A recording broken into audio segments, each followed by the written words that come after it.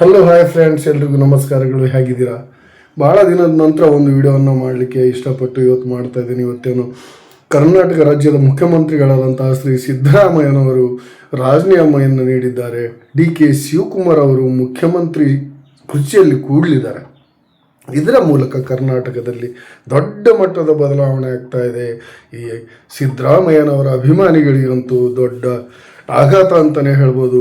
ಅವರ ಅಭಿಮಾನಿಗಳಿಗೆ, ಅವರ ಪಕ್ಷಕ್ಕೆ ಇದರಿಂದ ದೊಡ್ಡ ಮಟ್ಟದ ಹೊಡೆತ ಬೀಳೋದ್ರಲ್ಲಿ ಸಂದೇಹನೇ ಇಲ್ಲ. ಅದೇ ರೀತಿಯಾಗಿ ಕೊಪ್ಪಳ ಜಿಲ್ಲೆಯಲ್ಲೂ ಕೂಡ ಒಂದು ಸಮೀಕರಣ ನಡೀತಾ ಇದೆ. ಅದೇನಪ್ಪ ಅಂದರೆ, ಕೊಪ್ಪಳ ಜಿಲ್ಲೆಯಲ್ಲಿ ಕಾಂಗ್ರೆಸ್ ಅದೋ ಪತನವನ್ನು ಪಡೆಯುವಂಥ ಒಂದು ಎಲ್ಲ ರೀತಿಯ ಲಕ್ಷಣಗಳು ಕಾಣ್ತಾ ಇದ್ದಾವೆ. ಯಾಕಂದರೆ ಗಂಗಾವತಿ ಕ್ಷೇತ್ರದಲ್ಲಿ, ಕೊಪ್ಪಳ ಜಿಲ್ಲೆಯ ಗಂಗಾವತಿ ವಿಧಾನಸಭಾ ಕ್ಷೇತ್ರದಲ್ಲಿ ಈ ಸಿದ್ದರಾಮಯ್ಯನವರ ಪಕ್ಕಾ ಅಭಿಮಾನಿಯಾಗಿರುವಂತಹ ಶ್ರೀ ಇಕ್ಬಾಲ್ ಅನ್ಸಾರಿಯವರ ನಡೆ ಈಗ ತೀವ್ರ ಕುತೂಹಲವನ್ನು ಕೆರಳಿಸ್ಬಿಟ್ಟಿದೆ. ಯಾಕಂದರೆ ಸಿದ್ದರಾಮಯ್ಯನವರು ಇದ್ದಾಗೆ ಇವರಿಗೆ ಯಾವುದೇ ಅವಕಾಶ ಸಿಗಲಿಲ್ಲ. ಶ್ರೀ ಇಕ್ಬಾಲ್ ಅನ್ಸಾರಿ ಅವರಿಗೆ ಮುಂದೆ ಎಲ್ಲಿ ಸಿಗುತ್ತೆ ಅನ್ನುವಂಥ ಚರ್ಚೆ ಈಗ ಗಂಗಾವತಿ ಕ್ಷೇತ್ರದಲ್ಲಿ ಪ್ರಾರಂಭ ಆಗಿಬಿಟ್ಟಿದೆ ವೀಕ್ಷಕರೇ. ಹಾಗೆ ನೋಡ್ತಾ ಇದ್ರೆ ಗಂಗಾವತಿಯಲ್ಲಿ ಕಾಂಗ್ರೆಸ್ MLA ಸ್ಥಾನದಲ್ಲಿ 2-3 ಸ್ಥಾನಗಳನ್ನು ಕಳೆದುಕೊಳ್ಳುವಂಥ ಎಲ್ಲ ರೀತಿಯ ಲಕ್ಷಣಗಳು ಕಾಣ್ತಾ ಇದೆ ಅಂತಲೂ ಹೇಳ್ಬೋದು.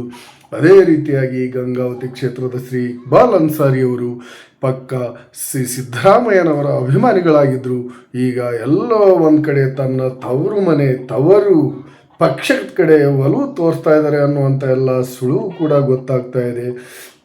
ಈ ರೀತಿಯಾಗಿ ಏನಾದರೂ ಅವರು JDS ಪಕ್ಷಕ್ಕೆ ಹೋದರೆ, ಅಲ್ಲೇನಾದರೂ ಅವರು ನಿಂತರೆ ಈ JDS ಪಕ್ಷದಿಂದ ಪ್ರಚಂಡ ಬಹುಮತದಿಂದ ಗೆದ್ದು ಬರ್ತಾರೆ ಅನ್ನುವಂಥ ಎಲ್ಲ ಲೆಕ್ಕಾಚಾರಗಳು ಗಂಗಾವತಿಯಲ್ಲಿ ನಡೀತಾ ಇದ್ದಾವೆ. ಯಾಕಂದರೆ ಗಂಗಾವತಿಯಲ್ಲಿ JDS ಅಧಿಕಾರದಲ್ಲಿದ್ದಾಗ, JDS ಪಕ್ಷದಲ್ಲಿ ಕ್ಯಾಬಿನೆಟ್ ಸಚಿವರಾಗಿದ್ದಾಗ ಶ್ರೀ ಇಕ್ಬಾಲ್ ಅನ್ಸಾರಿ ಅವರು ಬಹಳಷ್ಟು ಕೆಲಸಗಳನ್ನು ಗಂಗಾವತಿ ಕ್ಷೇತ್ರದಲ್ಲಿ ಮಾಡಿದ್ದಾರೆ. ಹಳ್ಳಿಗಳಲ್ಲಿ CC ರಸ್ತೆಗಳನ್ನು, ಸಿಟಿಯಲ್ಲಿ CC ರಸ್ತೆಗಳನ್ನು ಮತ್ತು ಸರ್ಕ್ಯೂಟ್ ಹಜ್ ಅನ್ನುವಂಥ IBಯನ್ನು, ಹೊಸ ಬಸ್ ಸ್ಟ್ಯಾಂಡ್, ಹೊಸ ನಿಲ್ದಾಣವನ್ನು, ಒಂದು ಹೈಟೆಕ್ ಸ್ಪರ್ಶವನ್ನು ಕೊಟ್ಟು ಹೊಸ ಮಿನಿ ವಿಧಾನಸೌಧವನ್ನು ರಚನೆ ಮಾಡಿದರು. ಈ ರೀತಿಯಾಗಿ ಬಹಳಷ್ಟು ಬದಲಾವಣೆಗಳನ್ನು ಮಾಡಿ, ಯಾರು ಮಾಡಿರದಂತಹ ಒಂದು ಖಾಯಂ ಕೆಲಸಗಳನ್ನು ಮಾಡಿ ಜನರ ವಿಶ್ವಾಸದಲ್ಲಿದ್ದಾರೆ. ಆದರೆ ಅವರು ಯಾವಾಗ ಕಾಂಗ್ರೆಸ್ ಪಕ್ಷಕ್ಕೆ ಸೇರಿದರು, ಯಾವಾಗ JDS ಪಕ್ಷವನ್ನು ಬಿಟ್ಟರು, ಅವರಿಗೆ ಸೋಲು ಬೆನ್ನು ಹತ್ತಿತ್ತು.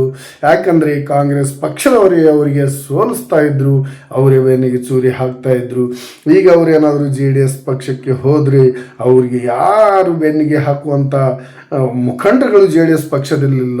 ಆ ಸಂಘಟನೆ ಕೂಡ JDS ಪಕ್ಷದಲ್ಲಿಲ್ಲ. ಮೊದಲು ಅನ್ಸಾರಿ ಅವರಿದ್ದಾಗ ದೊಡ್ಡ ಮಟ್ಟದ ಪ್ರಭಾವವನ್ನು JDS ಪಕ್ಷ ಇಲ್ಲಿ ಗಂಗಾವತಿಯಲ್ಲಿ ಹೊಂದಿತ್ತು. ಅವರು ಕಾಂಗ್ರೆಸ್ಗೆ ಹೋದ್ಮೇಲೆ ಮತ್ತೆ JDS ಪಕ್ಷ ಇಲ್ಲಿ ನೆಲ ಹಂತಕ್ಕೆ ತಲುಪಿಬಿಟ್ಟಿದೆ. ಮತ್ತೆ ಈಗ ಏನಾದರೂ JDS ಪಕ್ಷಕ್ಕೆ ಇಕ್ಬಾಲ್ ಅನ್ಸಾರಿ ಅವರು ಹೋದರೆ, ಈ ಕುಮಾರಸ್ವಾಮಿ ಅವರಿಗೆ, ಈ ಕೇಂದ್ರ ಸಚಿವರಾಗಿರುವಂಥ ಕುಮಾರಸ್ವಾಮಿ ಅವರ JDS ಪಕ್ಷಕ್ಕೆ ದೊಡ್ಡ ಮಟ್ಟದ ಬಲ ಅಂತೂ ಖಂಡಿತ ಬರುತ್ತೆ. ಅದೇ ರೀತಿಯಾಗಿ ಕೊಪ್ಪಳ ಜಿಲ್ಲೆಯಲ್ಲಿ ಮುಸಲ್ಮಾನ್ ಬಾಂಧವರು ಕಾಂಗ್ರೆಸ್ ಪಕ್ಷವನ್ನು ಬಿಟ್ಟು JDS ಪಕ್ಷದ ಕಡೆ ವಾಲುವ ಎಲ್ಲ ರೀತಿಯ ಲಕ್ಷಣ ಕೂಡ ಕಾಣ್ತಾ ಇದೆ. ಅದರ ಜೊತೆಯಲ್ಲಿ ಗಂಗಾವತಿಯ ಪ್ರಭಾವಿ ಹಿಂದುಳಿದ ಅಲ್ಪಸಂಖ್ಯಾತರ ಮುಖಂಡರಾಗಿರುವಂಥ ಶ್ರೀ ಇಕ್ಬಾಲ್ ಅನ್ಸಾರಿ ಅವರು ಕೊಪ್ಪಳ ಕಾಂಗ್ರೆಸ್ ಮುಖಂಡರೊಂದಿಗೆ ಮುನಿಸಿಕೊಂಡಿದ್ದು, ಕೊಪ್ಪಳ ಲೋಕಸಭಾ ಸದಸ್ಯರಿಗೆ ಹಾಗೂ ವಿಧಾನಸಭಾ ಸದಸ್ಯರಿಗೆ ಕಾಂಗ್ರೆಸ್ ಮುಖಂಡರಿಗೆ ನುಂಗಲಾರದ ತುತ್ತಾಗ್ಬಿಟ್ಟಿದ್ದಾರೆ.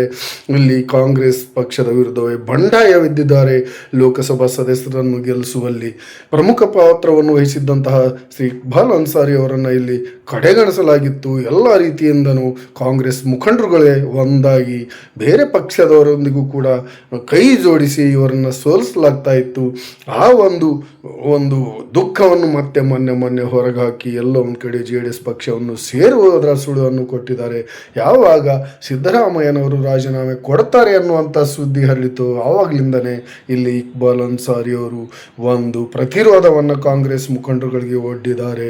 ಅವರ ಪುತ್ರರನ್ನು ಕೂಡ ಇವತ್ತು ಕೊಪ್ಪಳ ವಿಧಾನಸಭಾ ಕ್ಷೇತ್ರಕ್ಕೆ ಮುಂದಿನ ವರ್ಷ ಬರುವಂಥ ವಿಧಾನಸಭಾ ಕ್ಷೇತ್ರಕ್ಕೆ, ಕೊಪ್ಪಳ ವಿಧಾನಸಭಾ ಕ್ಷೇತ್ರಕ್ಕೆ ನಿಲ್ಲಿಸಿ ಅಲ್ಲಿ ಮುಸಲ್ಮಾನ್ ಓಟುಗಳನ್ನು ತಾವು ತೆಗೆದುಕೊಂಡು ಅಲ್ಲಿ ಕಾಂಗ್ರೆಸ್ನ ಈ ಪ್ರಸ್ತುತ ಸದಸ್ಯರಾಗಿರುವಂಥ ವಿಧಾನಸಭಾ ಸದಸ್ಯರಾಗಿರುವಂಥ ಶ್ರೀ ರಾಘವೇಂದ್ರ ಹಿಟ್ನಾಳ್ ಅವರನ್ನು ಸೋಲಿಸುವಂಥ ಎಲ್ಲ ರೀತಿಯ ಒಂದು ಚಾಣಕ್ಷತನವನ್ನು ತೋರಿಸ್ತಾ ಇದ್ದಾರೆ. ಆ ರೀತಿಯಲ್ಲಿ ನೋಡಿದರೆ ಮುಂದಿನ ಸಾರಿ ಶ್ರೀ ರಾಘವೇಂದ್ರ ಹಿಟ್ನಾಳ್ ಅವರು ಕೊಪ್ಪಳ ಕ್ಷೇತ್ರದಿಂದ ಸೋಲುವಂತಹ ಎಲ್ಲ ರೀತಿಯ ಲಕ್ಷಣಗಳು ಕೂಡ ಕಾಣ್ತಾ ಇದ್ದಾವೆ. ಅದೇ ರೀತಿಯಾಗಿ ಗಂಗಾವತಿ ಕೊಪ್ಪಳದಲ್ಲಿ JDS ಮತ್ತೆ ಅಧಿಕಾರಕ್ಕೆ ಬರುವಂತಹ ಎಲ್ಲ ರೀತಿಯ ಲಕ್ಷಣಗಳಿದ್ದು ಬರುವ ವಿಧಾನಸಭೆ ಚುನಾವಣೆಯಲ್ಲಿ ಕೊಪ್ಪಳ ಜಿಲ್ಲೆಯಲ್ಲಿ ಕನಿಷ್ಠ 2 ವಿಧಾನಸಭಾ ಸದಸ್ಯರು ಕರ್ನಾಟಕ ವಿಧಾನಸಭೆಗೆ ಆಯ್ಕೆಯಾಗಿ ಯಾರಾದರೂ ಒಬ್ಬರು ಸಚಿವರು ಆಗಿರುವ ಲಕ್ಷಣ ಕಾಣಿಬರ್ತಾ ಇದೆ.